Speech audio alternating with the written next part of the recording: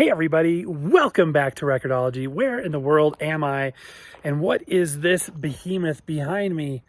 I am up near Cripple Creek, actually right next to a town called Victor, in the ruins of what was the Teresa mine. This is like 1895, 1900. And as you can see, it's just a rusted hulk at this point. There's some buildings and things here. And we're just venturing out, getting out of our normal surroundings to have fun. Now, not quite as antiquated and decrepit as this is what we're looking at today. I actually picked this up for about $10 at a yard sale, and I thought it might make for interesting view. I don't know if it works, but it's got a story, and I thought, you know, it's a record player, it'd be interesting to check out. So let's review it. It's Garrard turntable, and it has a caveat, something I did not expect when I bought it. So anyway, you're not going to want to miss this. Welcome to Record-ology. So before we get into the turntable, the beautiful Garrard turntable we're going to look at here in a minute, I wanted to tell you quickly about a new CD I got. So this is Stop, Look, and Listen. It's a Patsy Cline album, but it's not like any other CD that is out there. Now, I know that we've got some big-time Patsy Cline fans like myself out there, so if that's you, pay attention. If not, this would be a great first CD to get started. And if you think you know Patsy Cline music and you think that, you know, whatever, I don't care, you're wrong, because this is amazing stuff. So I contacted Bear Family Records, who put this release out, and it's very unique, and you're going to see something really cool on the inside when I open it here in a second. And I'm like, we have to review this. We have to have this. And they were gracious enough to send a copy for us to review. And not only that, but included some paperwork here on the history of Patsy Cline and the fateful plane crash of March 5th, 1963, but also some information on this release, including track notes, history, and this says it's digitally remastered from original session tapes. There's also an enormous booklet that comes with it, but they also included similar information for Hawkshaw Hawkins and Cowboy Copas, two of the other four people, I guess four total, two of the other three people that were on that plane that perished, sadly, back in 1963. But what I was blown away by was the fact that this release appears to really care about the subject matter. I'm going to show you the reverse side, and we're going to open it here as well. You know, they use high quality source material. They have deep catalog cuts. This isn't your greatest hits type of material. This is deep cut stuff. Okay, we're going to take the plastic wrap off here. It is an actual jewel case. It's something of a rarity these days. Most new compact discs come out on Digipack, but this is an actual old school jewel case, which is awesome. Get this. Oh, you already know where I'm going with this. Look at this. Just look. If you are a collector of vintage Decca records, if you have a Decca sleeve, then you are going to look at this and say, you know, if you're going to make a CD, that's the right way to do it. We've got the OG silver on black Decca label, just like on their 45s. And we've got the background here is the Decca sleeve. That is the Decca sleeve. And isn't that cool? They've done it, replicated it there as well. You can see it says Walking After Midnight. This has so much more, because this is a full-blown CD. And yes, it is a pressed compact disc. This is not a CDR. This is not a print on demand. This is a professional compact disc release. And once I saw that, I was hooked. And once I dug deeper, I became even more so hooked, because the care and attention that these guys place upon the subject matter is very impressive. And here is a quick overview of some of the other ones. If you like vintage country music, I don't think it gets cooler than this. Now, I grew up as a kid who wanted nothing really to do with country music. It's something that I have learned to appreciate in time. I went through hardcore rap phases. I went through hardcore metal phases. And yes, I'm talking Megadeth, stuff like that. and then emerged into the big band world, and from there have really kind of reached out and learned to appreciate a lot of other music. And there's a lot of from a country music standpoint, and Patsy Cline really crosses over. She's more of a pop country artist than anything, but there's so much to be learned, so much to be appreciated. If you don't think you like country music, I would say that you owe it to yourself and the genre to really dig a little deeper and, check out some of the greatest artists of the time, find out why they were as successful and as popular as they were. Now, Patsy Cline came out of an era where she was doing what was oftentimes known to non-country music fans as backwoods kind of hillbilly music. And through her and her producer, Owen Bradley, they really transcended the limitations of the genre and brought it to a pop audience with a lot of rock and roll and pop influences of the era. This is jam-packed with pictures. Look at all this material. This is, when you buy a CD and there's like a single slip sheet with nothing in it, and they're like, yeah, these people don't care. They got their money and they're done. This is the opposite of it. These people care. You know what I mean? You as you open the package, you learn more, you discover more, and you really see all the work and energy. Anyway, back to the music. It really transcended country, even what country is today. So give it a listen. Start with the top hits, and I would recommend getting this album. I have not listened to it yet. I can already tell you that I'm going to like it just based on the care and attention that I've seen with the packaging materials, the presentation, everything. And working with these guys in preparation for this, they're just great people too. So I'm excited and happy to share a link down below if you are interested for more information. All right, let's get on to the turntable. So a few weeks ago, I saw a listing, I think it was on Facebook or something, for this Garrard turntable. It only had one picture, top down, $10. Okay, that's no problem whatsoever. These things are built like tanks. If it needs a fix, we could probably make the adjustment or make the fix, et cetera, et cetera. But there was a little surprise when I went to pick it up, and I ended up still getting it, and I'll show you what I mean in a minute. But very cool that this has the original box.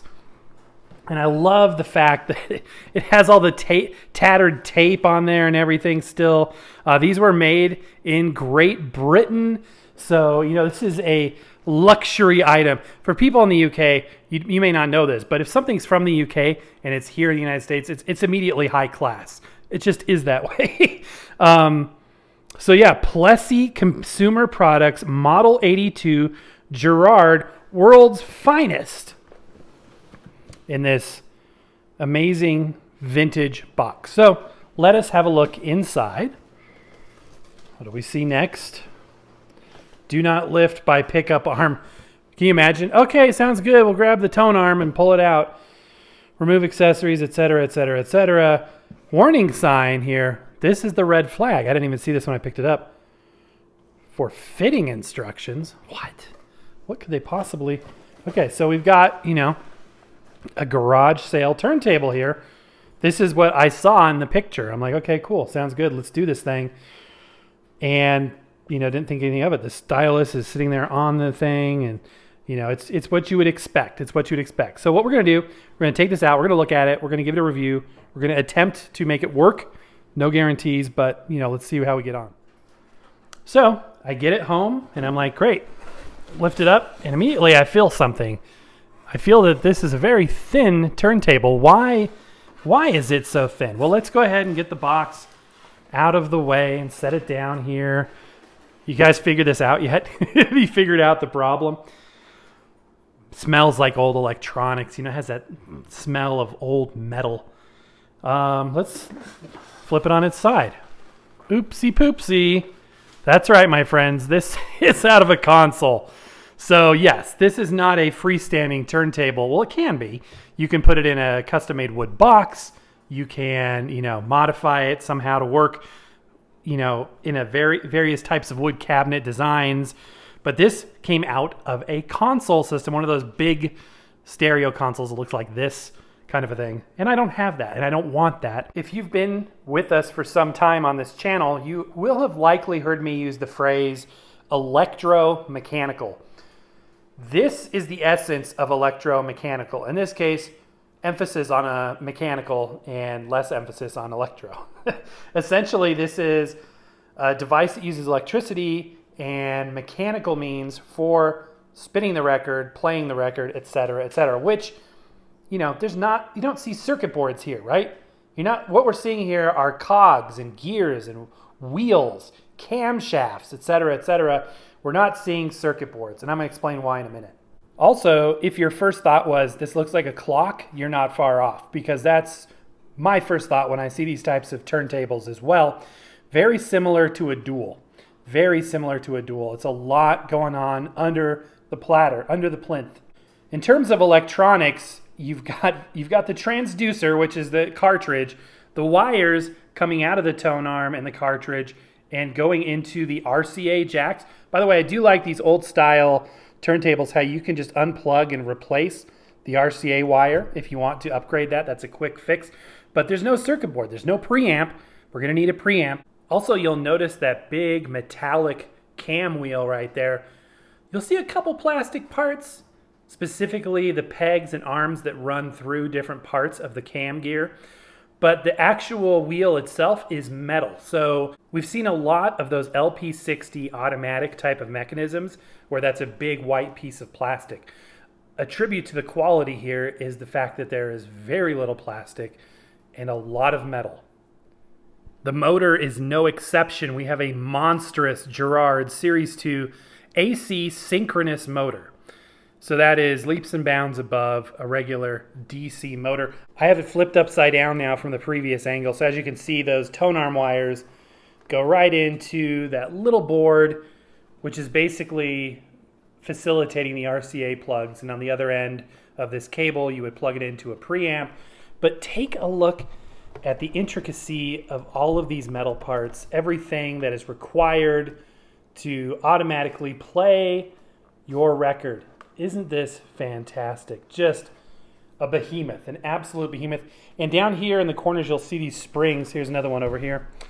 This is what would provide some of the sound damping, and they have sponge crammed into that so it doesn't have that kind of a boing, boing sound. But this would be what sits on the edge of that wood cabinet, which I do not have. And without a case, it sits very precariously. Don't worry, it's not resting on anything sensitive here.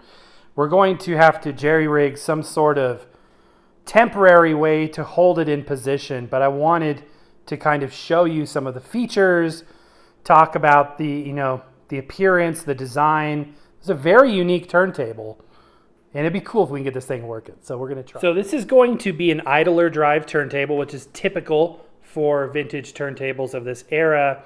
It is a 3-speed turntable, so we can do 78, 45, and 33. You'll see a little number above the speed, 7, 10, 12, 7, 12. Any ideas what that is? That's right, it's for the size of the record. So this setting right here is for 12-inch 33. This is for a 10-inch 33, and that's for a 7-inch 33, so on and so forth.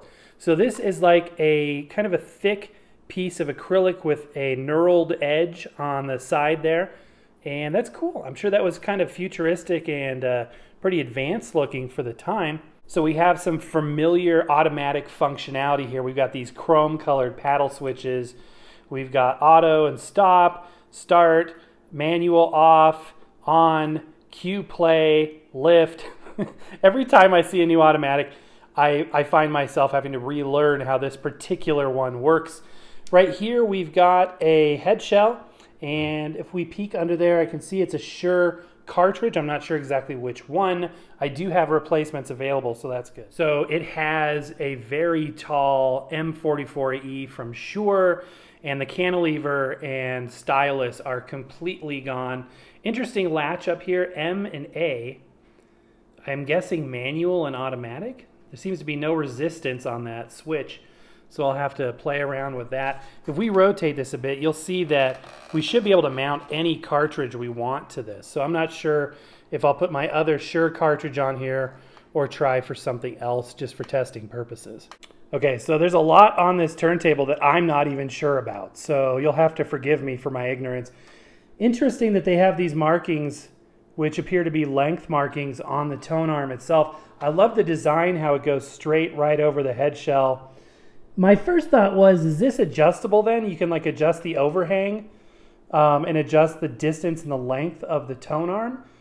Not 100% sure. Also, this appears to be some sort of primitive anti-skate adjustment. It says bias, and it's just this little piece of plastic that seems to have no resistance, and then a little sliding weight that you can adjust. I'm assuming the downforce, you would match the downforce, how many grams, up to 4 grams there. Very, very interesting. Over here we have the armature for, the tone arm itself. I think it's fascinating how it's got this acrylic box that kind of goes around it. The typical counterweight right here, it seems like it just slides up and down this, so we'll need to use the scale to balance the tone arm appropriately. And then over here, I have no idea what this thing does. I have no idea what this does. It doesn't seem to be a record stabilizer arm or anything like that, unless it was one and it broke. I'm not sure. Again, there's a lot of exploration here, a lot of learning going on. I'm just, a baby in this space. I'm just learning. So obviously educate me in the comments down below. I'm going to try and mount it in a way that I can actually, use it and connect it and see what it can and can't do. Okay, so turns out the styrofoam that it came in was probably the best support that I could jerry-rig for the time being. I've also I tried to clean this up a little bit. I ran the Crosley Groove Goo around, mopped up some of the dust and debris, and I took the rubber platter mat off. This is, again, a hollow shell. I'm going to try and open this up so we can see the idler wheel, because we'll need to check that as well. But yeah, this is just a hollow piece of aluminum, I'm guessing. It's hard to say.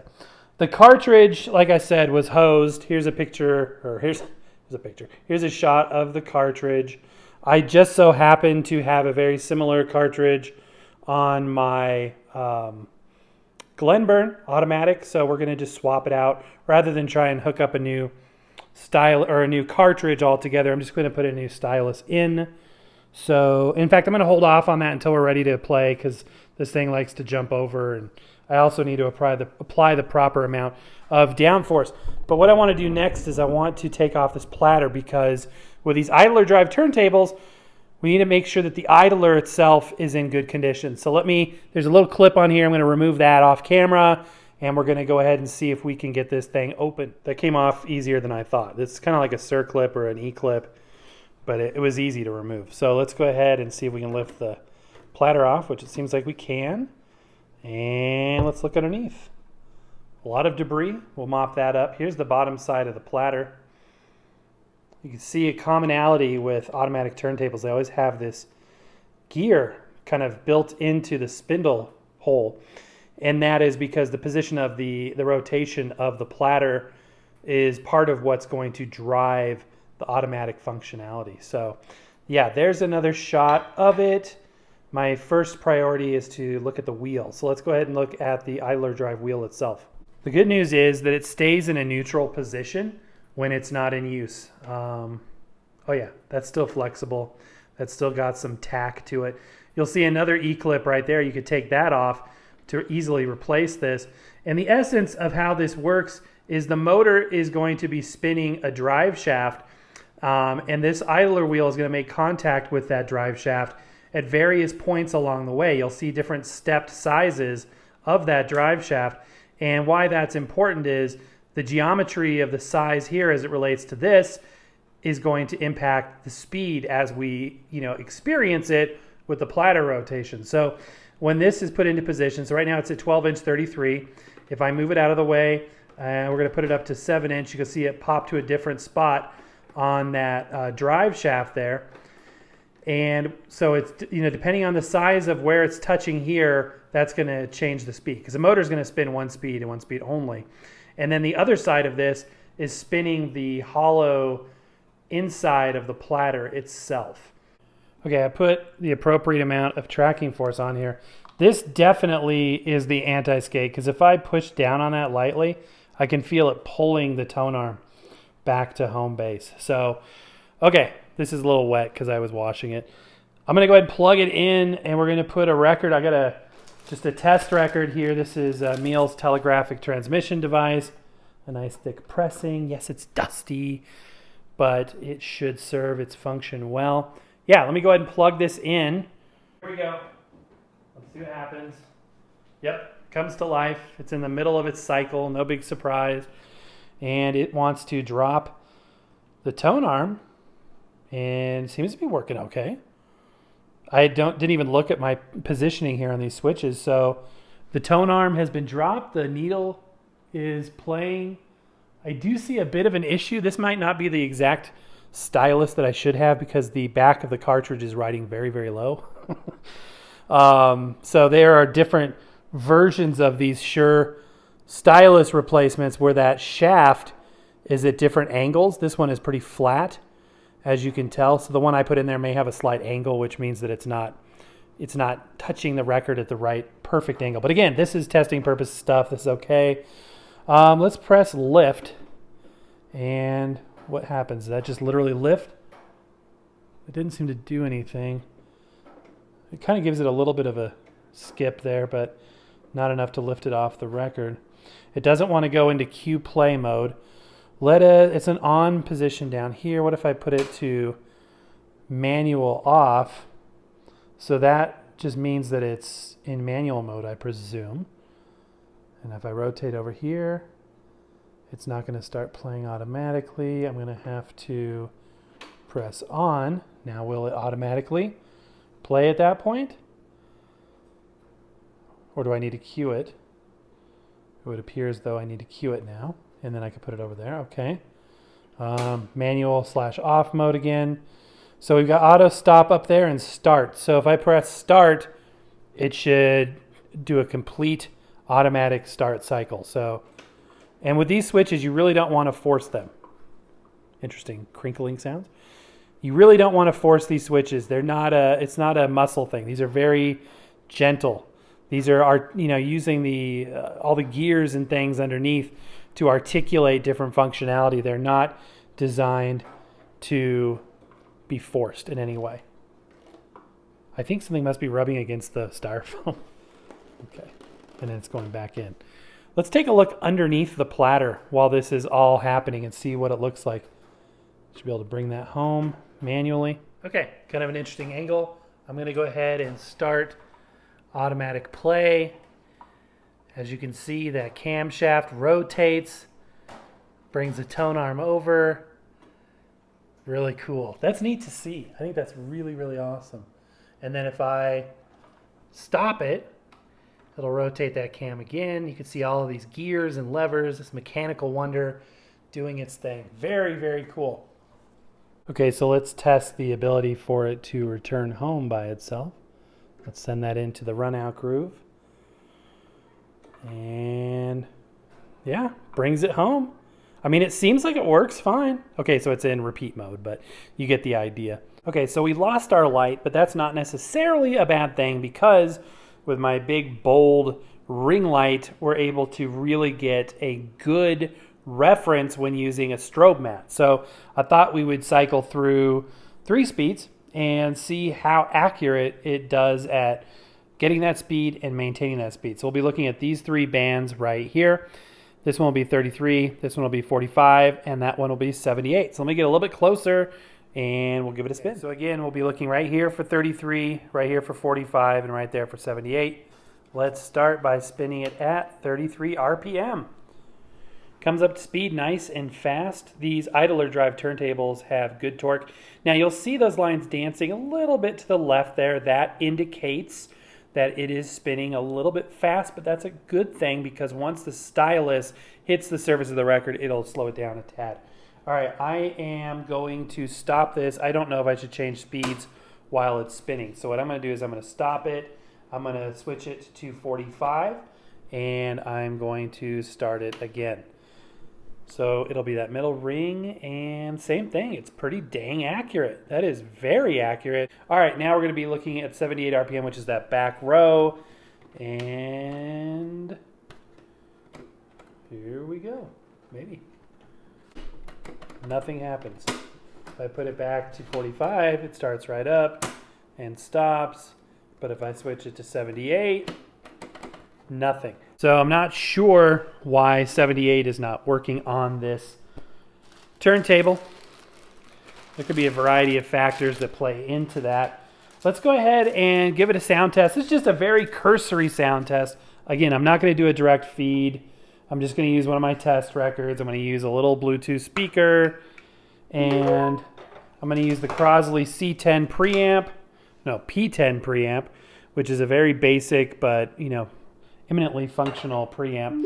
So we are going to take the RCA wires and the grounding wire from the back, and I'm going to put phono in. Left and right really doesn't matter for us.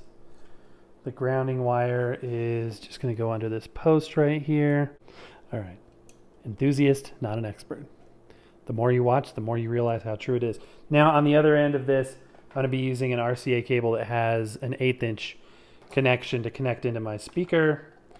And I need to connect my power supply as well. I think we're finally ready to go. This is quite a behemoth we've got going on here. So let me put this back to 33 RPM. And again, the stylus isn't a perfect match because I think the angle of that tube is a little bit off. So no guarantees here. I just want to get sound out of this. We're going to use the automatic functionality and just see what happens. This is just a mono ambient sound test. What will happen? Why isn't the tone arm going up? I have no idea why. Oh, because I hit on. So all that did was rotate. Okay, let me hit start. That's what I should have hit. Okay, now it'll go. It bounces and trounces up there. Okay, there we go over. And will we get sound? I hear some kind of something. Doesn't sound good. It just sounds like... Okay, there we go.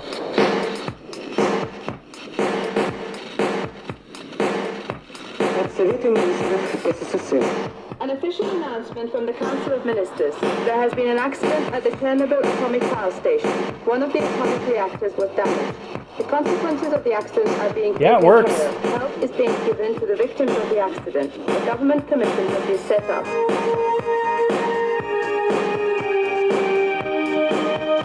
If you like pop synth kind of 80s retro music, Emil's telegraphic transmission device, they've got really cool stuff. And we've got a number of their records, CDs, tapes, and they make for really good test material. That's cool. Yeah, I mean, again, we're not doing like a fidelity sound test to, really thoroughly analyze the sound quality. We're here to test the functionality and see if we can get this thing working. There, it's going on repeat mode again. Why is it doing that? So this maybe needs to be in off mode and then I hit auto stop. I don't know. I'm still learning this thing. It's still a work in progress.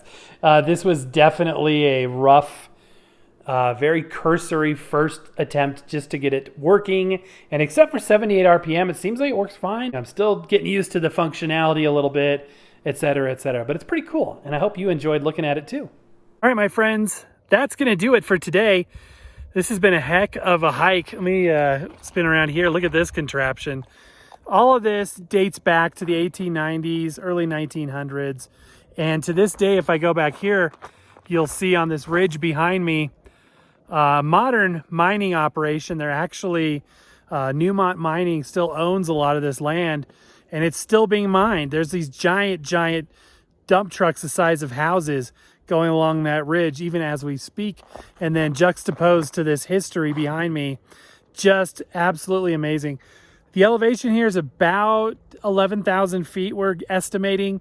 So even for people that are born and raised in the Mile High City, it's hard to take steps without feeling very winded. Luckily, we're going downhill. This is like a 2-mile loop. Well, my friends, that's going to do it for today. Happy record hunting, and we'll see you next time.